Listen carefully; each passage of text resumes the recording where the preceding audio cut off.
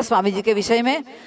हम जानते हैं पढ़ने कहने से भी असर देखने से होता है, तो बच्चों ने, भाइयों ने खूब अच्छे से प्रयत्न किया है। रामानंद स्वामी का एक लघु नाटिका प्रस्तुत करेंगे। जय श्री राम।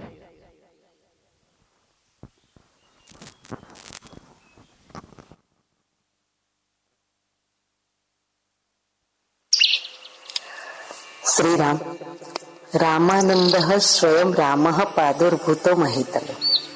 प्रभु श्री राम का श्री रामदत्त श्री रामानंदाचार्य जी के रूप में धरती पर अवतार हो चुका है और अभी बालक रामदत्त 5 साल के हुए हैं और पिता श्री वाजपेयी जी के साथ भगवान श्री वेणी माधव जी के पूजा में लीन है।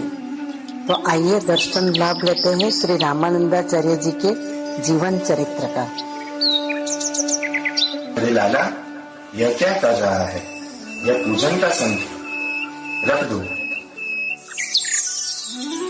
यह शंख बालक के लिए ही दिया गया है, इसलिए उसे शंख लेने से रोका नहीं है। आओ रामदत्त, शंख ले लो।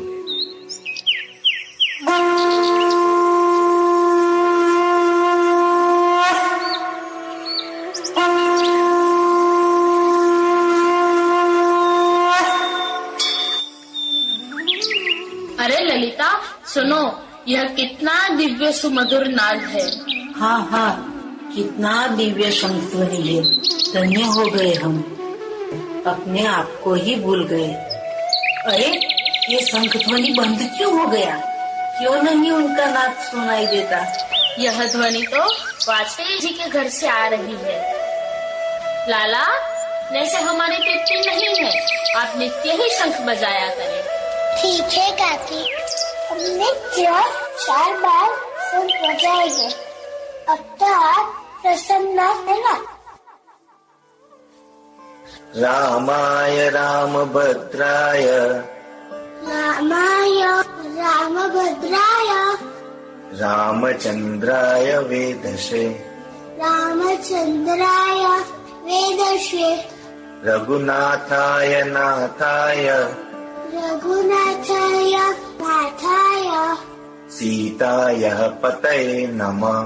सीताय पतये नमः। अरे यह क्या लाला, तुमने तो सिर्फ एक ही बार सुना है और एक ही बार में सब कंठस्थ भी कर लिया।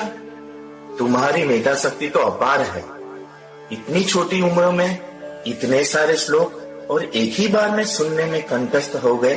हे माँ सरस्वती, तेरी कितनी कृपा है मेरे लल्ला पर। सुना है कि सुशीला का बेटा रामदत्त को पूरी वाल्मीकि रामायण कंठस्थ हो गई। इनके पिताजी जब पाठ करते हैं तो वह सुनते सुनते उनको भी वह याद रह जाता है। हाँ, यह तो चमत्कार ही है। सच में यह बालक तो चमत्कारिक है। यह तो भगवान का ही अंश है। हमारा सौभाग्य है कि हमें इसके सानिध्य में ही रहने का सौभाग्य मिला है। चलो ना, हम भी चलते हैं। लाला को बोलते हैं कि हमें भी सुनाए। हाँ हाँ, हमें भी सुनना है। वाजपेयी जी, सुना है तुम्हारा रामदत्त वाल्मीकि रामायण का पाठ करता है, हमें भी सुनना है। अरे रामदत्त, ब्राह्मणों को प्रणाम करो।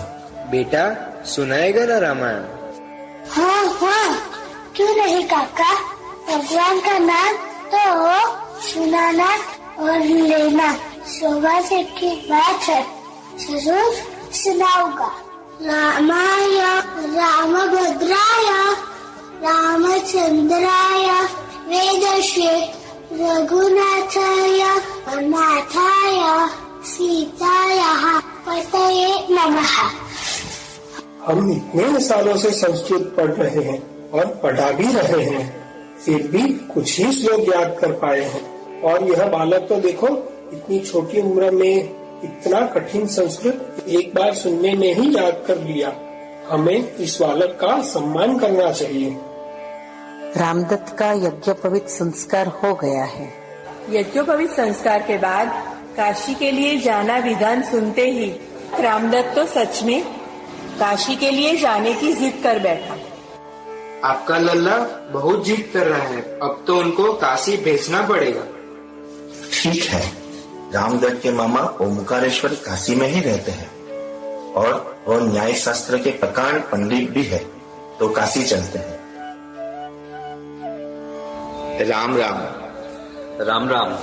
अरे आज अचानक? रामदत्त को विद्या अध्ययन के लिए काशी ले आए हैं। बहुत अच्छा, चलो चलते हैं आचार्य के पास।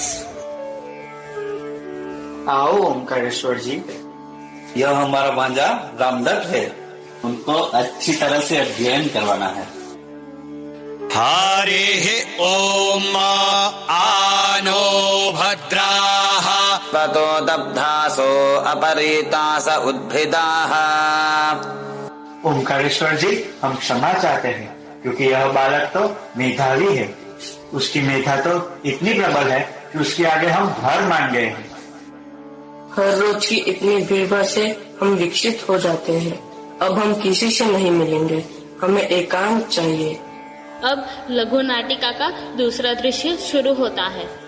हे मेरे प्रिय भक्ता, मेरा आदेश है कि काशी जाकर कुमार रामदत्त से विवाह संबंधित सचेत कीजिए, क्योंकि इनका जन्म धर्म संस्थापन और राष्ट्र कार्य के लिए हुआ है। जैसी आपकी आज्ञा प्रभु।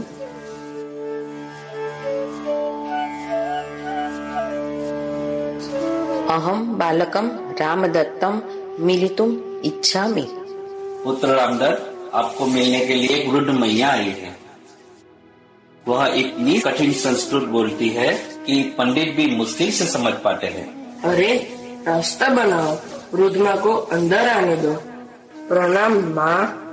कैसे हो बेटा? परमात्मा की कृपा से सब ठीक है माँ। कुमार, यह बताओ, यह कौन नारी है जो पुरुष के लिए चुप चुप के और भांति भांति के भोग प्रस्तुत करती है? जो पुरुष उनको एक बार देख ले तो वह सदा के लिए लुप्त हो जाती है। माता, वो नारी माया है जो देव रूपी इंद्रियों में छुपकर आत्मा रूपी पुरुष को भांति भांति के भोग में लुभाती है तथा बंधन में डाल देती है। परंतु जो जीव एक बार भी स्वस्वरूप को जान ले, अर्थात माया का मिथ्या स्वरूप देख ले, तो माया सदा सदा के लिए लुप्त हो जाती है। उसके बाद वह जीव को बंधन में नहीं डाल सकती। कुमार रामदत्त, आपके बारे में जैसा सुना था ऐसा ही अनुभव किया। प्रिय पुत्र, वह नारी के साथ विवाह करेगा? यह वृद्धा अकारण यहाँ नहीं आई है, अवश्य मुझे सचेत करने के लिए ही आई है। माते, वह माया रानी तो अंधी है, इसमें आनंद का अभाव है। जो माया के साथ विवाह करने की इच्छा करेगा, जो माया के बंधन को स्वीकार करेगा, वह अंध होकर विषय रस के भोग में ही निमग्न हो जाता है। विषय भोग की लालसा सदैव उनके परमार्थ पथ को अवरुद्ध करती रहती है। कुमार रामदत्त, क्या आजीवन ब्रह्मचारी रहना चाहते हो? हे माता, मुझे ऐसा आशीर्वाद दीजिए। वाजपेयी जी, यह ब्रह्मचारी को उसकी रुचि का पालन करने की मैं आज्ञा देती हूँ। बेटा रामदत्त, तुम तो शास्त्र का ज्ञान जानते हो। देखो, यह कुमारी मीमांसा है। क्या लिखा है इसमें? इसमें तो स्पष्ट रूप से लिखा है, जीवन में एक बार विवाह कर गृहस्थ आश्रम का स्वीकार अवश्य करना चाहिए। विवाह के बंधन में पड़कर राष्ट्र की यह संकट की स्थिति में धर्म कार्य हेतु आवश्यक योगदान मैं नहीं कर सकूंगा। आप जो कह रहे हैं वह श्रुति सम्मत है, परंतु तीव्र वैराग्य वाले व्यक्ति को ब्रह्मचार्य आश्रम से सीधा ही संन्यास आश्रम में जाने का श्रुति का ही आदेश है। यद हरेव विरानीय तद हरेव प्रवनेत। संस्कृति की रक्षा हेतु विवाह करने के लिए मुझे विवश मत कीजिए, मैं आपको प्रार्थना करता हूँ। ओमकारेश्वर जी, कुमार रामदत्त अभी विचारों में निमग्न है और संकोच एवं मर्यादा के कारण उत्तर नहीं दे रहा है। समय आने पर सब सही हो जाएगा। हम कुमार के विवाह की बात साल्वी के माता पिता से करके विवाह निश्चित करते हैं। रामदत्त पंचगंगा घाट पे एकांत में समाधिष्ठ है और यहाँ साल्वी तपस्या में लीन है। जय श्री राम, जय श्री राम। नमस्कार। पधारिए पंडित श्री, आज तो हमारा धन्य भाग्य है कि हमारे आंगन में आपका आगमन हुआ। राम राम, कैसे है? ठाकुर जी की कृपा से सब ठीक है। कैसे आना हुआ?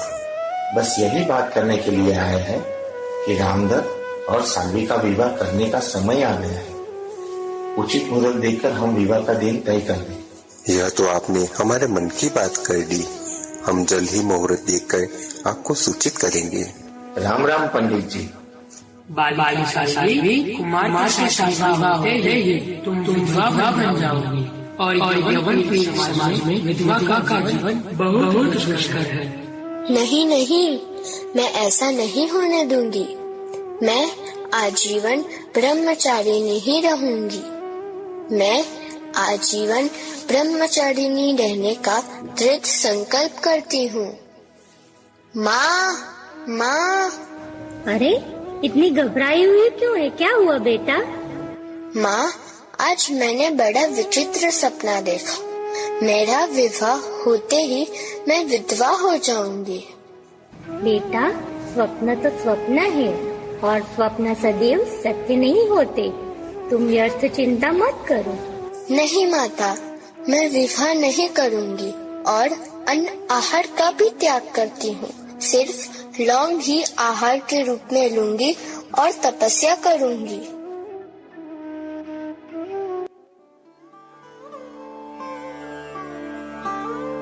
बेटा, तुम्हारी तपस्या बहुत उग्र है।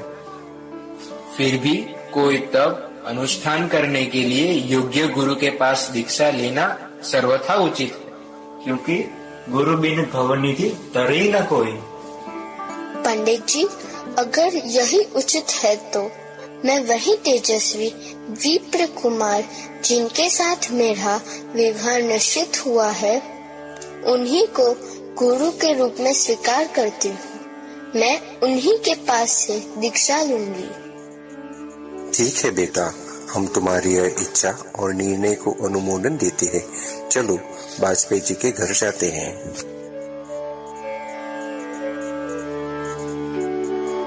राम राम पंडित जी। आइए आइए, विराजिए, जलपान कीजिए। धन्यवाद वाजपेयी जी।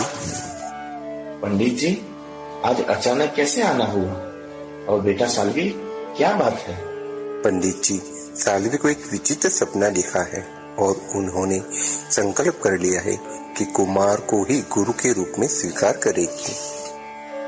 पंडित जी, हम तो क्या कहें, यह तो परमात्मा की ही इच्छा फलीभूत होती दिखाई दे रही है। कुमार अभी घर पर नहीं है, वह तो पंचगंगा घाट गया है और रामदत्त का आने का कोई समय निश्चित नहीं है, इसलिए हम सभी गंगा घाट चलते हैं।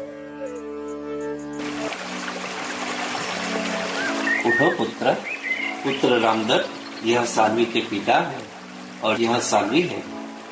प्रणाम मामा जी, प्रणाम पिताश्री, प्रणाम पंडित जी। प्रिय पुत्र, यह कन्या आजीवन ब्रह्मचारी रहकर तप साधना करने का संकल्प कर चुकी है और गुरु रूप में इन्होंने तुम्हारा ही स्वीकार किया है, इसलिए इन्हें दीक्षा देकर कृतार्थ करे। नहीं नहीं मामा श्री, यह आप क्या बता रहे हैं? मैं यह कैसे कर सकता हूँ? कुमार रामदत्त, साल्वी का निर्णय अटल है और हम सब भी चाहते हैं कि आप ही उन्हें गुरु दीक्षा देकर कृतार्थ करें। जैसी आप सबकी आज्ञा और परमात्मा की इच्छा।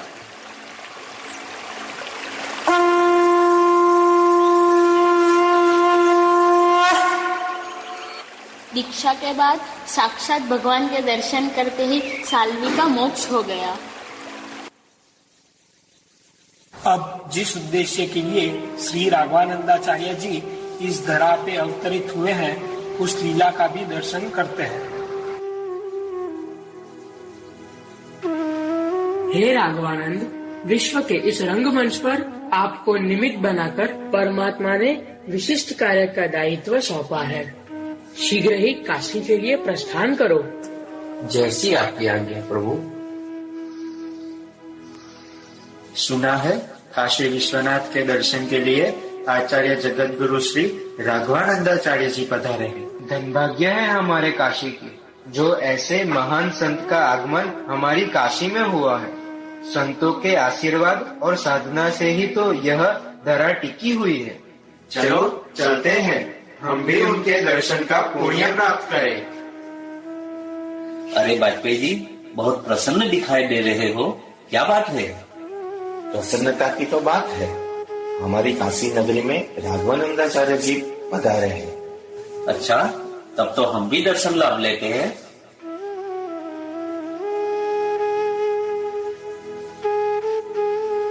आराध्य विश्वनाथ की कृपा आप सब पर बनी रहे और आप सब साधना पथ पर आगे बढ़े, ऐसी भोलेनाथ के श्री चरणों में प्रार्थना। कल्याणमस्तु। भगवान, हमारा पुत्र रामदत्त।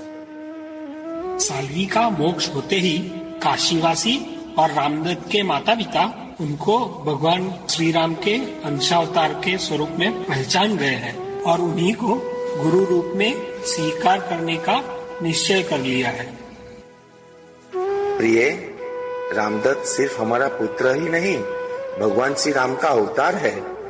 इसलिए हम भी उनको गुरु के रूप में स्वीकार कर उनकी शरण में जाते हैं। जी स्वामी। चलो चलते हैं। प्रणाम पिताश्री, प्रणाम माताश्री। प्रभु, क्यों हमें अधिक मोहान्वित कर रहे हो? अब तो हमें विश्वास हो गया है कि आप ही हमारे इष्ट प्रभु श्री राघवेंद्र हो। हमारी एक ही प्रार्थना है, हम दोनों को शिष्य रूप में स्वीकार कर दीक्षा देकर कृतार्थ करें। हाँ पुत्र, हमें दीक्षा दो जिससे हमारा जीवन सफल हो जाए। इतनी कृपा की है तो थोड़ी और कर दो प्रभु। हमारा स्वीकार करो, हमारा स्वीकार करो।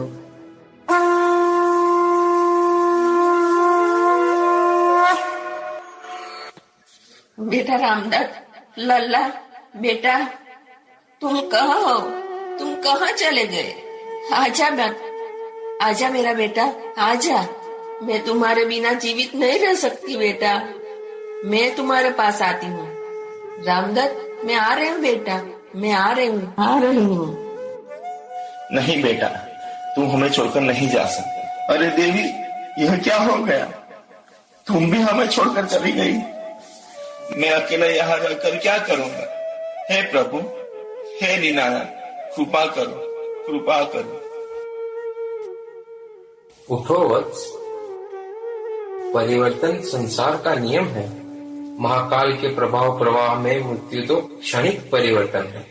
जहाँ जीवन ही अनित्य है तो वहाँ घटनाएं हो रही है, वह भी अनित्य ही है।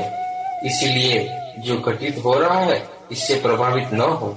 हे पंडित, आप तो जानते ही है कि आपका पुत्र स्वयं भगवान राघवेंद्र ही थे। पूर्व जन्म के पुण्य कर्मों का वरदान के फलस्वरूप आपको सिर्फ 12 साल की आयु वाले पुत्र की प्राप्ति हुई थी। इसीलिए यह शोक उचित नहीं है। तुम्हें तो ज्ञात ही होगा भगवान ने क्या वरदान दिया था। याद करो वत्स, याद करो। मैं तुम्हारी तपस्या से प्रसन्न हूँ। वरदान मांगो, क्या चाहिए आपको? प्रभु, आप स्वयं मिल गए, क्या चाहिए? नहीं, वरदान मांगो। मेरा दर्शन व्यर्थ नहीं जाना चाहिए। प्रभु, आप ही हमारे पुत्र के रूप में आना। तथास्तु, परंतु ध्यान रखना, इस पुत्र की आयु केवल 12 वर्ष ही रहेगी। यह क्या कह रहे हो? अब हमें हमारे पुत्र का दर्शन नहीं होगा? श्रद्धालुओं, आप सब बाल मुनि को इतना प्रेम कर रहे हो तो फिर से उनके दर्शन करना चाहते हो? हाँ, क्यों नहीं? तो क्या आप आपका आयुष्य उन्हें समर्पित कर सकते हो? हाँ।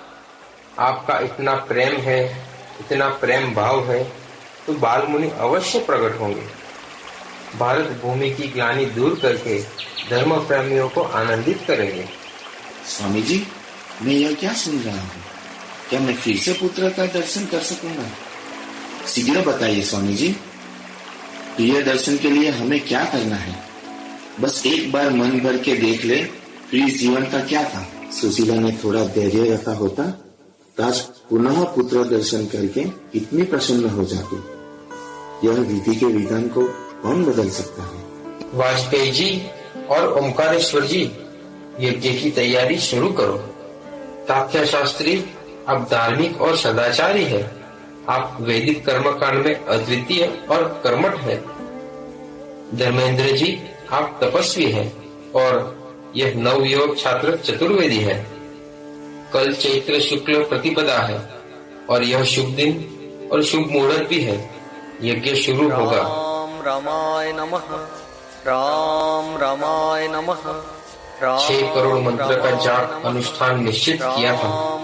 आज यह यज्ञ की पूर्णाहुति है।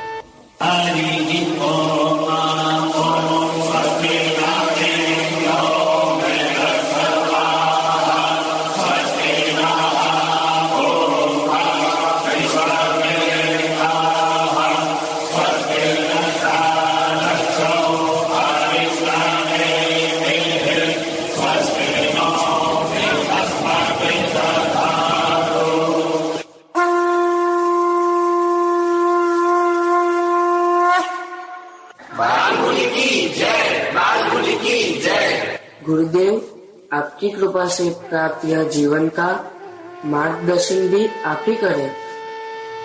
मुझे संन्यास दीक्षा देकर कृतार्थ करे, शिष्य रूप में मेरा स्वीकार करे और इस जीवन को धन्य बनाने की कृपा करे भगवान। अब भी मोहित कर रहे हो प्रभु? आप ही मेरा आराध्य हो। सर्वेश्वर श्री राम जी के साक्षात अवतार हो। यह रहस्य मैं जान गया हूँ प्रभु। आप ही ने कृपा करके पुनः प्रादुर्भाव का यह पुनीत कार्य करने में मुझे निमित्त बनाया। वह मैंने कर दिया और अब संन्यास दीक्षा देने के लिए कह रहे हो। मैं कैसे आपसे विमुख हो जाऊं? इतनी नन्ही सी छोटी उम्र में कुमार संन्यास लेंगे? नहीं, यह कैसे हो सकता है? परंतु कुमार का यही निर्णय है, तो उसे कैसे रोक सकते हैं? यह प्रभु की क्या लीला है? कुमार, आपके पिता की अनुमति लेनी पड़ेगी। इसके बाद ही संन्यास दीक्षा दे सकेंगे। संन्यास दीक्षा की अनुमति देना पिता के लिए कितना कठिन है। फिर भी विचार करो कि आपके पुत्र की आयु तो मात्र 12 वर्ष की ही थी। नवजीवन प्राप्त यह बटुक को सद्गुरुदेव के चरण आश्रित बनने का सौभाग्य प्राप्त करने दो। और प्रारंभ से ही आपने देखा है कि संसार के प्रति मेरी किंचित मात्र रुचि नहीं है, इसलिए संन्यास लेने से मत रोको। आपकी इच्छा ही मेरी प्रसन्नता है प्रभु। मात्र एक याचना करता हूँ, आप हमेशा मेरी दृष्टि के सामने ही रहोगे। अवश्य। वैसे भी पंच गंगा घाट का यह स्थान मुझे बेहद प्रिय है। मैं हमेशा यही रहूंगा। कुटिल युग प्रगटे करही परम उद्धार। हमारे प्रभु रामानंद है परम उद्धार। हमारे प्रभु रामानंद है परम उद्धार। कुटिल युग प्रगटे करही परम उद्धार। हमारे प्रभु रामानंद है परम